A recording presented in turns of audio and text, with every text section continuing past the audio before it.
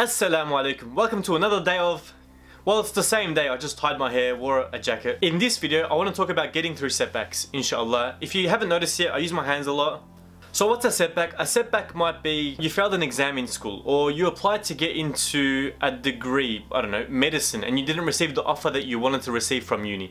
Or you received a bill or a fine and you don't know how you're going to pay it with your monthly budget. Or you applied for a job and you were really hyped about this job, or you were just really relying on it and you didn't end up getting it. Setbacks can be many things, you know, just things that really sort of set you back. But I want to go into that deep place a little bit. So when you cop the setback, you're a little bit lost. How am I going to get out of it? How am I going to get through it? So for me, I try to look at it in two ways. What wisdom is there in the setback, and what practical step am I going to take to get through it? So before getting into it, like personally, I like to have everything under control. I like to have a plan. Like, even though I do a lot of spontaneous and random things, I really like it's weirdly calculated in my head, even though it might be spontaneous or random. But I like to have a plan. I like to feel like I've got things in my control. I know what's coming. I know what steps coming. I know what I'm going to be faced with.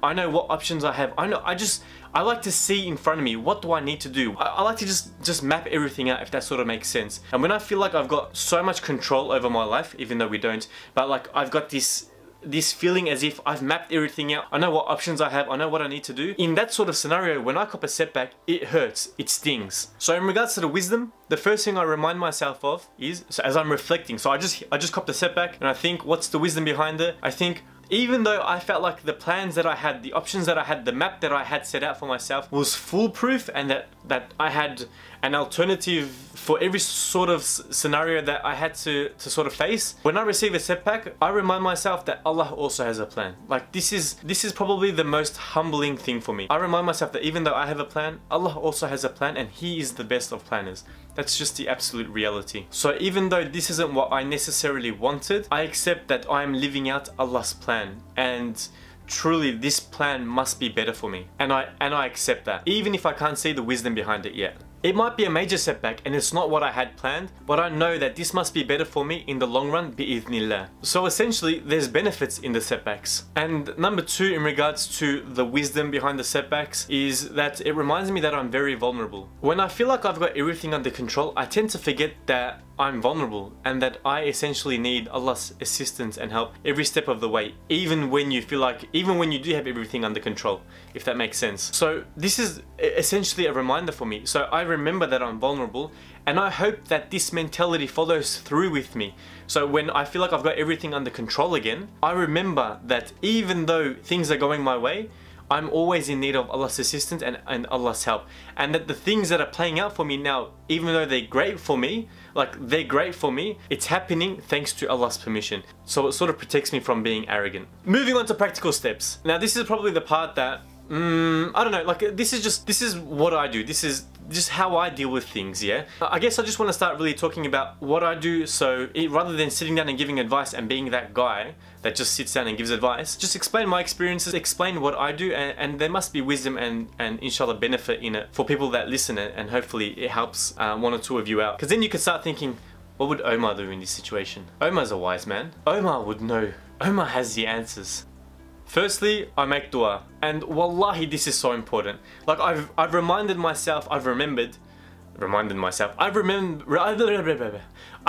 that I'm vulnerable. So I whip my hands open and ask Allah for help because I'm in need of help. Secondly, I try to think about the problem.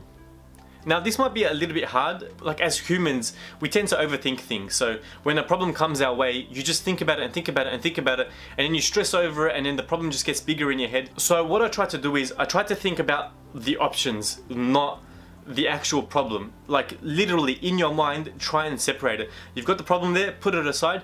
Try to just focus on what options do I have. Like literally, like this might sound like obvious advice to you, but just sit down and just think, okay, like as you're procrastinating from the problem, just think, okay, what do I have? A path A? Do I have an option B? Do I have an option C? Do I have a direction D? Wow, that was more complicated than it had to be. Option A, option B, option C, option D. Do I have options? Think about them. What are my options? Because when you start to visualize what options you have, the problem becomes a lot easier to face and a lot easier to deal with. For example, now let me try to break this down with a few examples here. Let's say you didn't receive an offer from uni. You know, you wanted to get into medicine, for example. Can you do a diploma or certificates to find another way to get into the diploma? Is getting into the degree the best thing for you this year? Should I go and apply directly to the uni? Like these are just things that off the top of my head, obviously, and also written down. But do you get what I'm trying to say? So once you stop and start thinking about solutions, they start popping up, and then you can start diving into each option and seeing what's the best option for you. Or let's think of another one. Let's say you did receive a fine, or you received a bill and you can't pay it off this month. Can you call up whoever gave you the fine or the bill? Can you ask for an extension for another month? Can you put it on a payment plan so that you can pay it off weekly? Can you borrow money off somebody? Can you dip into your savings? Can you, like, do you get what I'm trying to say? Like, once you start thinking about the solutions, then it becomes easier. Like, I'm not saying all the solutions are the right solutions, but once you have options, like multiple choice, you can deduct and pick something that will work best for you, inshallah. This will help you tackle issues a lot easier. I mean, if you can't think of anything, go to someone that you trust. Go to your parents or your best friend and just say, look, I've got this problem. What do you think I should be doing? Like, don't go up to them and ask for sympathy or ask for anything. Just sit down and be like, look, what's your opinion? Maybe they will give you an idea that you just never thought about. Go to someone trusted, obviously. And like, I know sometimes, like, I know you've got the problem in your head and then you've thought about all the options, and there are times where you just don't know which direction to take. In this scenario, I know this is like the $1 million question. It's not. I guess the $1 million question would be, what's my purpose in life? But I guess it's just a really hard question to answer. And in this sort of scenario, I'd say weigh up all of your options.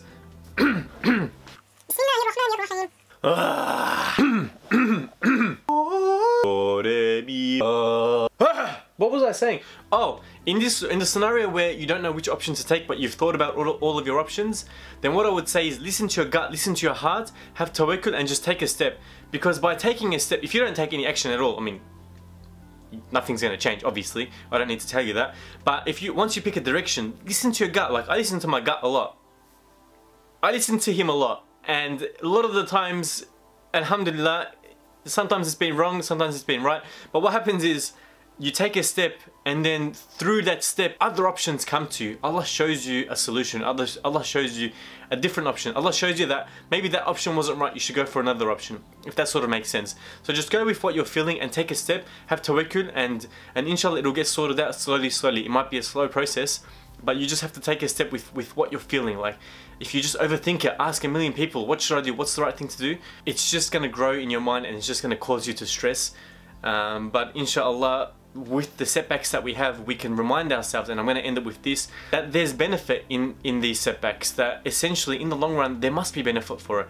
Allah knows what we don't know. Through that understanding, through that belief, we push through, we persevere, we show patience towards these setbacks, and inshallah we'll be rewarded for it. But anyways, I hope this maybe helped one or two of you, inshallah. I don't know, I just think of topics as they sort of come. I went through a bit of a setback, that's why I thought that this would be an excellent topic to talk about, inshallah. And this, I just feel like it happens to all of us, whether you're 10 or you're 50, this is advice that's applicable to everyone, inshallah. Assalamu alaikum. Ah!